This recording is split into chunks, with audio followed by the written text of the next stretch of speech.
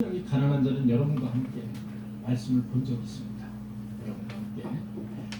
그래서 산상수훈이라고 하는 이 팔복에 대해서 여러분들이 너무나도 많이 들으시고 너무나도 많이 설교를 통해서 또는 어떤 강좌를 통해서든 많이 들으셨을 겁니다. 오늘은 애통하는 자, 애통하는 자가 왜 복이 있는가, 이 부분에 대해서 짤막하게 여러분과 말씀을 나누고자 합니다. 3절에는 심령이 가난한 자가 복이 있다고 했습니다. 심령이 가난한 자, 심령이 가난한 자가 천국이 저희 것이라는 겁니다. 이건 아주 놀라운 말씀입니다. 놀라운 말씀이에요. 심령이 가난하다는 말, 이 말은 다른 말로 바꿔 말하면 자신을 부정하고 부인한다는 말입니다.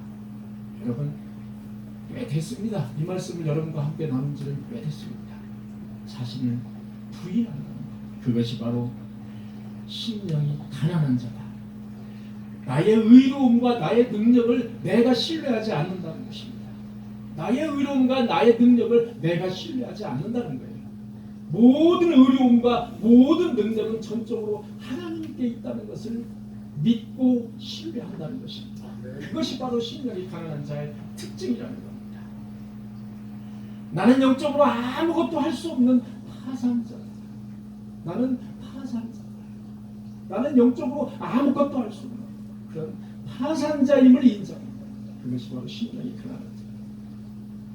심령이 가난한 자는 늘 하나님의 집을 들락거리면서 영적인 배고픔, 영적인 허기를 채우는 사람, 이 사람이 바로 심령이 가난한 자.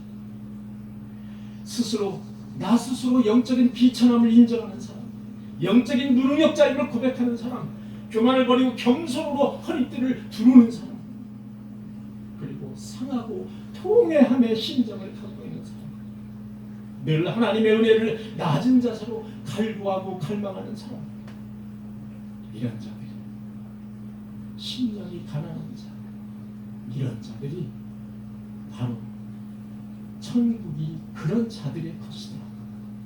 3절의 말씀입니다.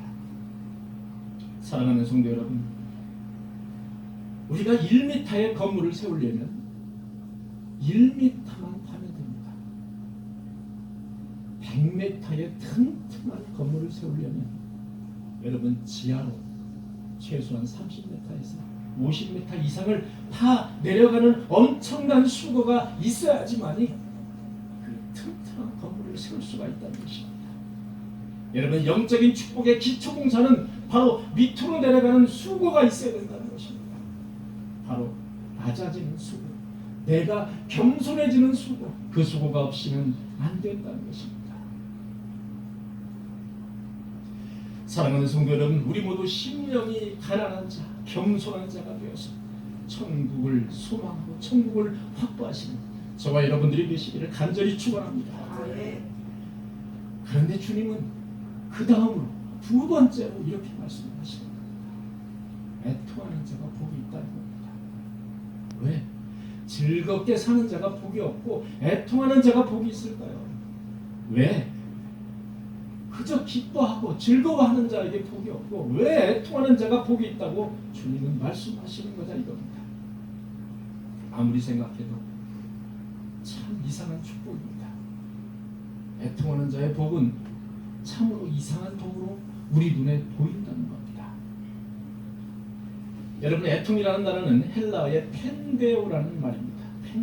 펜데오라는 단어는 슬픔 중에서도 가장 심오한 슬픔, 가장 슬픔 중에서도 깊은 슬픔을 펜데오의 슬픔이라고 말합니다. 여러분, 야곱의 아들 요셉이 있었습니다. 그 요셉이 악한 짐승에 의해서 물려 죽었다고 그런 형들로부터 그런 소식을 전해 듣고 슬퍼하는 그 야곱의 모습에서 펜데오의 슬픔을 느낍니다. 창세기 37장 34절을 보니까 야곱은 자기 옷을 찢고 굵은 배로 허리를 묶고 오랫동안 자기 요셉을 위해서 애통하였다. 이렇게 되어 있습니다. 그 슬픔이 바로 펜데오의 슬픔이다. 그 애통을 말한다는 겁니다. 여러분 다윗도 애통이 있습니다. 여러분 다윗은 여러분이 잘 아시다시피 자기의 오른팔인 우리아 장군이 있었습니다. 그 우리아 장군의 아내를 빼앗기 위해서 우리아 장군을 전쟁터의 맨 앞잡이로 내세웠습니다. 그래서 죽였습니다. 그것이 바로 간접살인이죠. 우리아 장군을 죽였습니다. 그리고 밧세바 아내를 우리아의 아내를 자기 아내로 취했습니다. 여러분 성경을 보면 나단 선지자의 무서운 경고가 내립니다. 여호와 하나님께서 너는 용서하겠으나 너의 자식이 죽는다고 말씀. 무서운 경고가 하십니다. 그때 다윗은 성경을 보니까 매일 땅에 엎드려 통곡했다고 했습니다.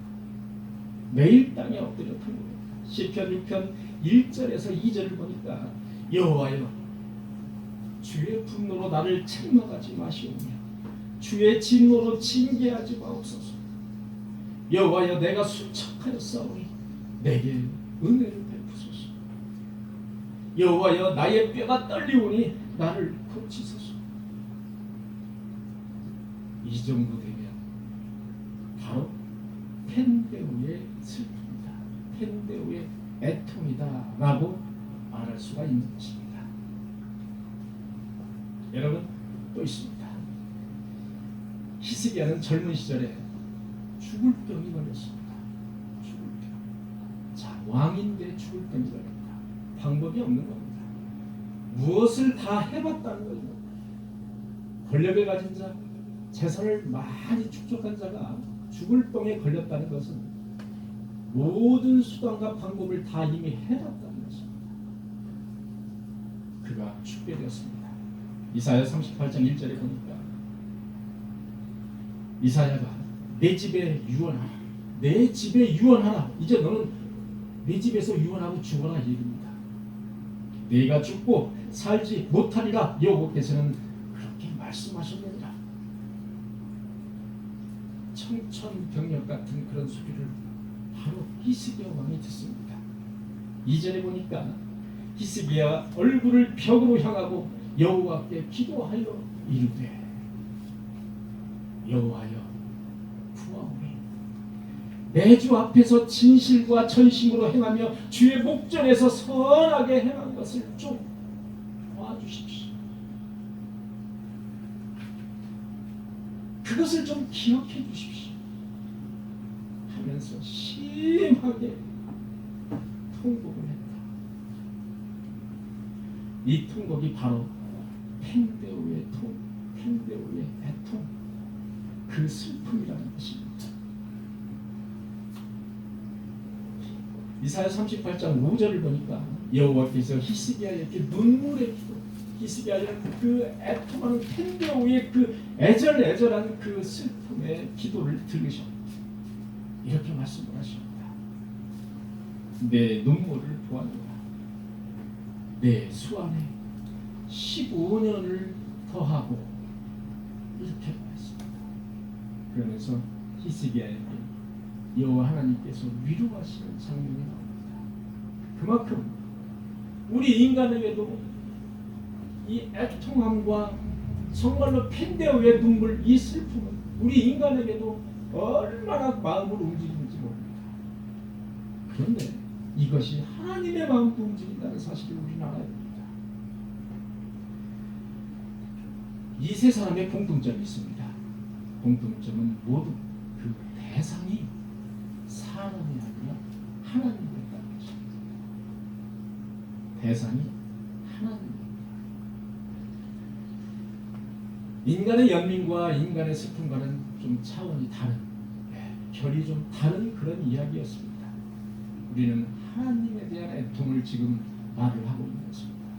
하나님을 향한 애통, 이것을 지금 우리는 말하고 있는 것입니다. 주님은 말씀하십니다. 애통하는 자는 복이 있다는 겁니다. 왜냐? 위로를 받을 것이라고. 위로를 받을 것이기 때문에 복이 있다는 겁니다. 위로를 받는다라는 말을 헬라어로 원어로 제가 찾아보니까 파라칼레오라는 말이었습니다. 파라칼레오. 이게 우리나라 말로 위로를 받는다 이런 식으로 우리나라 말로 의역을 했습니다. 그런데 파라칼레오라는 말은 초청하다, 가까이에서 부르신다라는 뜻이었습니다. 애통하는 자는 복이 있나니 너희가 위로를 받을 것이요. 이 부분을 다른 말로 의역하면 직역을 하면 애통하는 자는 복이 있나니 하나님께서 너와 가까이에서 부르실 것이다. 하나님께서 너를 초청할 것이다. 이렇게 직역을 할 수 있는 것입니다.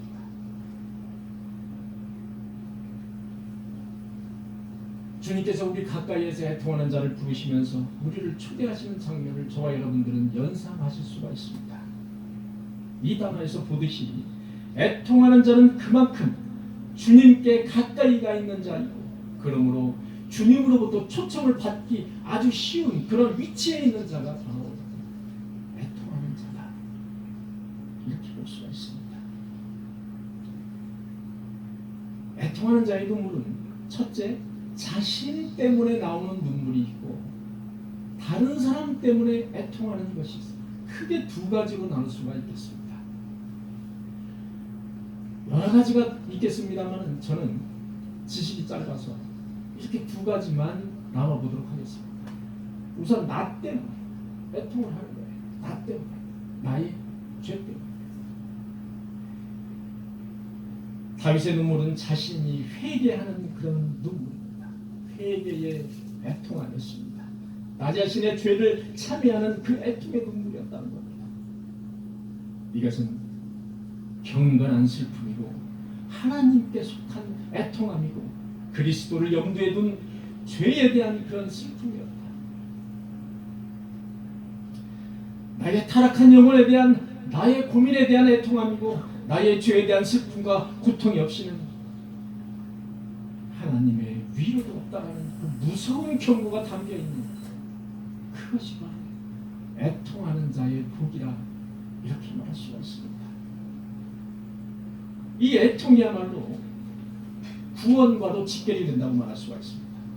여러분, 더럽고 냄새나고 더러운 나의 죄를 대신 짊어지시고 십자가에서 처절히 고통을 겪으면서 물과 피를 다 쏟으신 그리스도를 생각하면서 그 물과 피를 다 쏟으시고 벌거벗은 몸으로 허리에는 창을 찔리시고 손과 발을 다 대못에 박히신 그 예수 그리스도를 생각하면서 저와 여러분들이 한 방울의 눈시울이 붉어지지 않는다면 그 사람에게 과연 구원이 있다고 말할 수 있을까요? 그 사람에게 과연 구원이 있느냐 말입니다. 예수 그리스도가 나의 죄를 대신 걸머쥐고 뒤집어 쓰고 십자가에서 죽어가는 그 장면을 연상하면서 눈시울이 한번 찡하도 뜨겁지 않는다면 그 사람이 과연 구원이 있는 사람인가 다시 한번 생각해 볼 필요가 있죠. 그런 의미에서 애통함이라는 것은 구원과 직결됩니다. 저는 그렇게 봅니다. 그리스도가 십자가에서 피를 흘린 이유는 나의 죄를 흰눈처럼 깨끗하게 씻어내기 위해서라는 그런 사실을 깨달았을 때 그것으로 인해서 내 눈에 애통함이 서려져 있을 때 그것으로 인해서 내 눈이 눈물로 적셔져 있을 때 천국은 성큼 내 앞에 와 있는 성큼 내 앞에 와 있다는 것입니다. 그 눈물 그 애통함이 실로 귀중한 보배라는 사실입니다. 나의 죄를 돌이켜보면서 시도 때도 없이 눈시울이 붉어지는 그런 애통함이 있는 저와 여러분들이 되시기를 간절히 소망합니다. 그런 의미에서 우리 주님의 몸인 교회는 애통함의 장소입니다.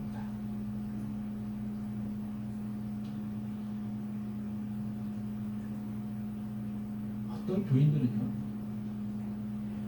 교회 나오면 늘 즐거워야 된다는 겁니다. 교회가 늘 즐겁게 나를 해줘야 된다는 겁니다. 하나님이 늘 나를 즐겁게 해줘야 된다는 겁니다. 교인들이 늘 나를 즐겁게 해줘야 된다는 겁니다. 그래서 교회 나올 때도 야시시한 옷을 입고 나오는 사람도 있어요. 아, 그렇게 입으면 안 된다라고 제가 여러분에게 말씀드리는 건 아닙니다. 그거는 아닙니다. 교회 나올 때 늘 즐거운 마음으로 늘 즐겁게 하기 위해서 나의 모든 것을 다 동원하는 사람이 있다 이겁니다. 그래서 교회 나왔는데 나를 즐겁게 해주지 않으면 내가 삐져버린다는 그런 사람들 많습니다, 여러분. 교회 나오면 늘 즐거워해야 하고 늘 기뻐해야 되고 목사나 교회가 그 사람의 스트레스를 확 풀어줘야 된다는 겁니다. 교인들이 나를 집중하고 나를 바라봐 주지 않으면 안 된다는 겁니다. 여러분, 교회가 늘 즐거워하고 늘 기쁨을 제공하는 것인가요? 전제가 있습니다. 전제가 있다. 그것은 다름 아닙니다. 애통함이 그 밑바닥에 깔렸을 때 가능합니다. 애통이 전제되어 있을 때, 회개의 눈물이 전제되어 있을 때 비로소 즐거움과 구원의 기쁨과 주님의 위로하심이 가득하게 될 줄로 믿습니다. 눈물 없이 즐거움과 기쁨을 찾는다면 차라리 노래방이 낫고요.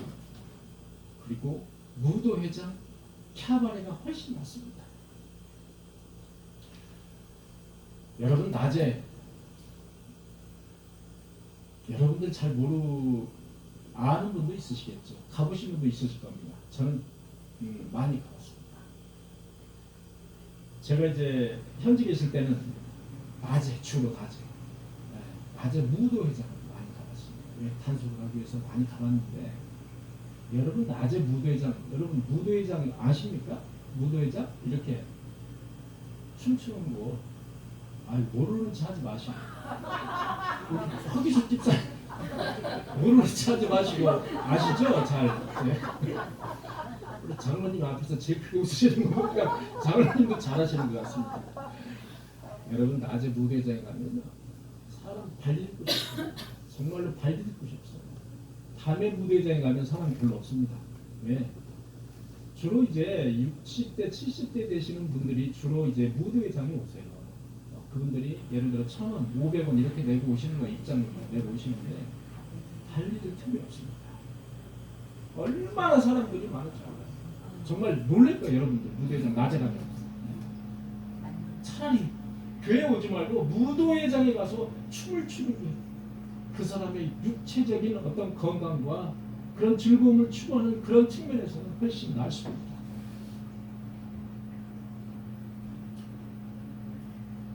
여러분 어떤 목사님은요 설교를 하면서까지 처음부터 끝까지 농담 웃기려고 성도들을 강제로 웃기려고 그렇게 하시는 분들이 있다는 거 아시죠? 어느 교단의 총회장님 되시는 분은 별것을 다 동원합니다. 스스로 자기는 하나의 광대다, 하나님의 광대다. 맞습니다. 맞는 말이에요.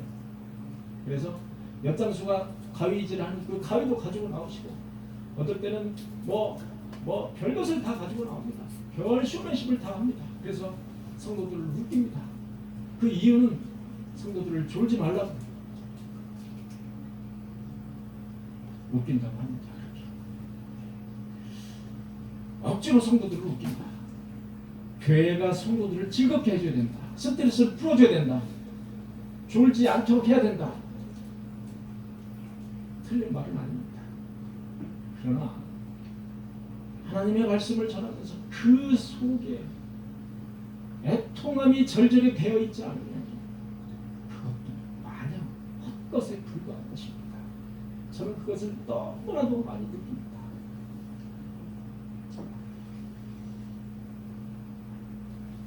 여러분 눈물 없이 기쁨을 찾는 자는 위선자입니다.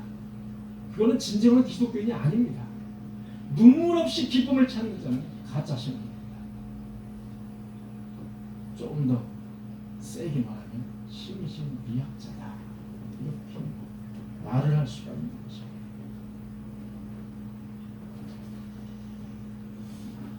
주님의 몸인 교회에 오면 우선 나부터, 나의 죄부터 내려놓는 작업을 해야 됩니다. 여러분, 저 문을 열고 교회에 들어오면 누가 나를 안 알아주나? 왜 나를 아는 척을 안 해? 이것이 아니라 교회 문을 여는 순간 나의 죄부터 내려놓는 작업을 해야 된다. 그것이 바로 애통함이다, 이겁니다. 그것부터 시작해야 된다, 이겁니다. 그리고서 나 성령의 즐거움과 성령의 기쁨을 찾아야 된다. 그거 괜찮습니다. 그런데 그런 거 저런 거는 안중에도 없는 거예요. 교회가 나를 즐겁게 해줘야 된다. 네, 교회가 나를. 여러분, 꿈의 교회의 진정한 가치입니다. 저는 눈물에서 찾고 싶습니다. 여러분, 교회 오시면 나의 죄뿐이 아니라 나의 가족, 더 나아가서 이 사회, 더 나아가서 이 나라를 위해서 눈물을 뿌려 기도하는 그런 성도가 되시기를 저와 여러분들이 되시기를 간절히 소망해 봅니다. 회개의 눈물 속에 담겨진 기쁨이야말로 주님께서 주시는 진정한 기쁨이요 진정한 즐거움, 구원임을 믿으시는 저와 여러분들이 되시기를 원합니다. 둘째는 타인에 대한 애통입니다. 우리 기독교인은 한 차원 높은 그런 애통이 되어야 되는데, 그 애통은 나의 죄를 회개하고 나를 구원해 주십시오라고 계속 애통하는 그 눈물보다 한 차원 높은, 이미 나는 구원을 받았습니다. 나의 죄를 위해서도 기도하십니다. 다른 사람의 구원을 위해서 중보 기도하는 한 차원 높은 차원의 애통, 그것이 우리에게는 철저히 필요한 것입니다. 내가 구원받은 이 기쁨에 동참시키지 못해서 나오는 그 탄식과 애통은 그게 필요하다는 겁니다.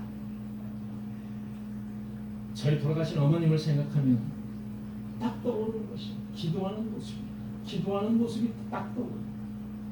제가 너무나도 그런 것을 많이 보고 그 기도하는 그 내용을 너무나 많이 이렇게 듣고 자라서 지금도 눈에 아주 선한.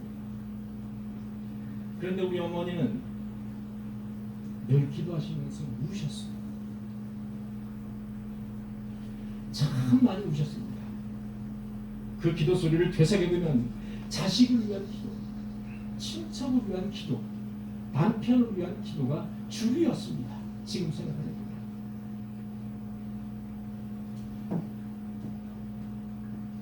나는 받은 구원에 감사하고 즐겁고 기쁜데 나의 아들, 딸, 손자, 며느리, 그리고 나의 남편, 나의 아내, 그리고 나의 친정 그리고 시댁, 이런 사람들을 구원에 동참시키지 않고 나는 무엇을 하고 있는가? 그들을 동참시키고자 하는 그 애통함의 눈물, 그 애통함이 우리에게는 매우 필요하다는 것입니다. 요한복음 11장에 보니까 나사로가 젊은 나이에 죽게 되었습니다. 나사로가 젊은 나이에 죽게 됐는데 온 가족이 이제 난리가 났습니다.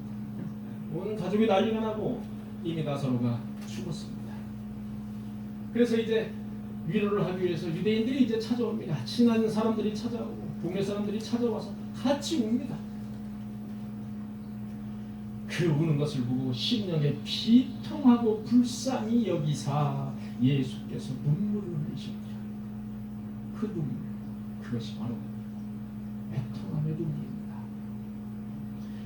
그래서 이 죄악이 가득 찬 세상을, 이 죄악이 가득 찬 이 세상, 예루살렘, 이 예루살렘을 쳐다보면서, 먼 발치에서 예루살렘을 쳐다보면서 이제 얼마 안 있어 멸망의 대상이 될 그 예루살렘, 그 예루살렘을 쳐다보면서 우셨던 주님의 모습을 다시 한번 우리가 기억을 해야 될 것입니다. 그 눈물 또한 애통함의 눈물이다, 이렇게 볼 수가 있습니다. 여러분, 우리가 지금 처한 상황, 대한민국이 처한 상황 어떻습니까? 우리 대한민국은 이미 동성애가 많아지고 있습니다. 여러분들이 생각하지 못하는 상상조차 할 수 없는 동성애 그리고 수간 이런 것들이 얼마나 만연되어 있는지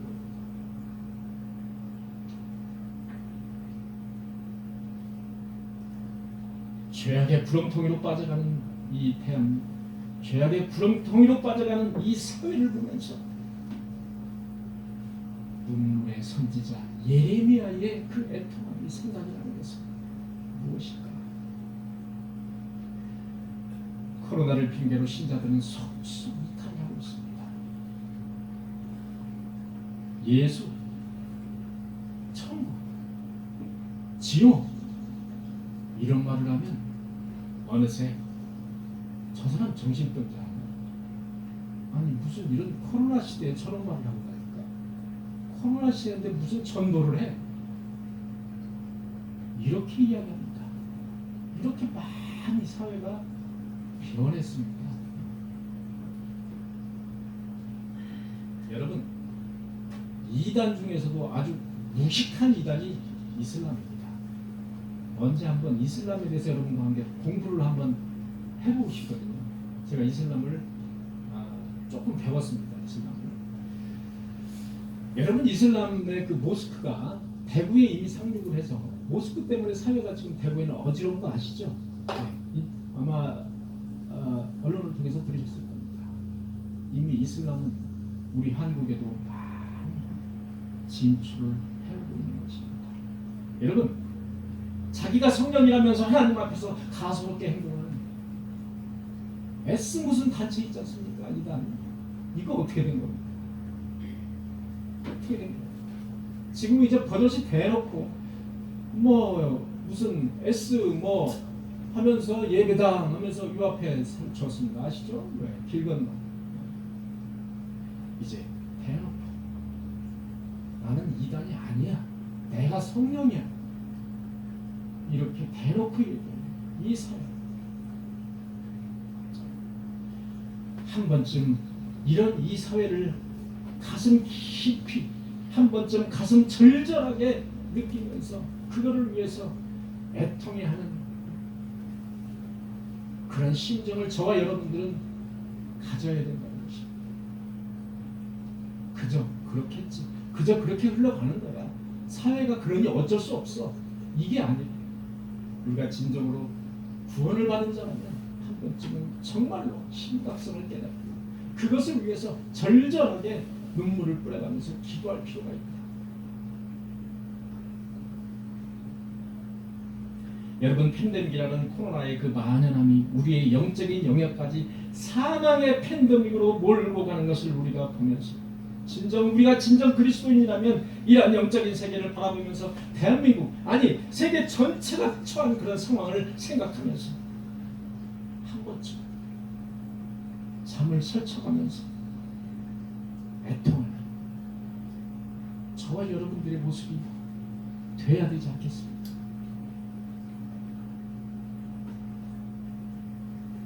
그곳에 하나님의 위로하심이 있고 천국은 그런 자들의 것임을 믿습니다. 여기 제가 좋아하는 찬양 가사가 있어서 마지막으로 여러분과 함께 나누려고 합니다.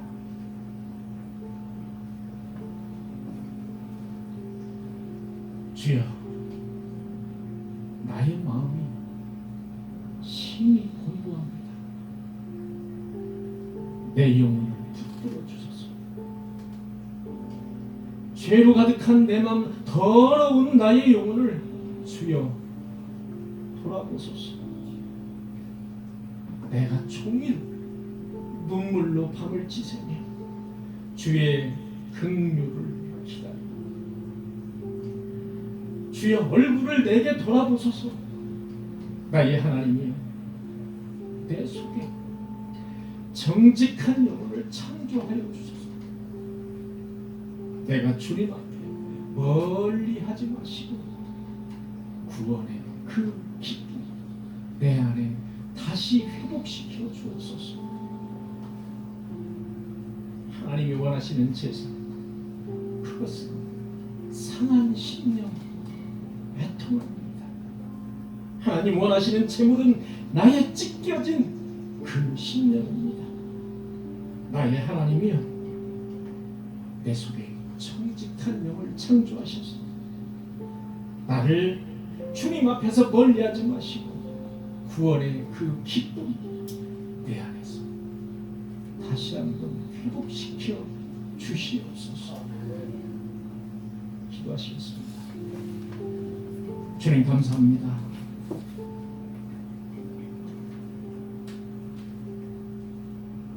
내 안에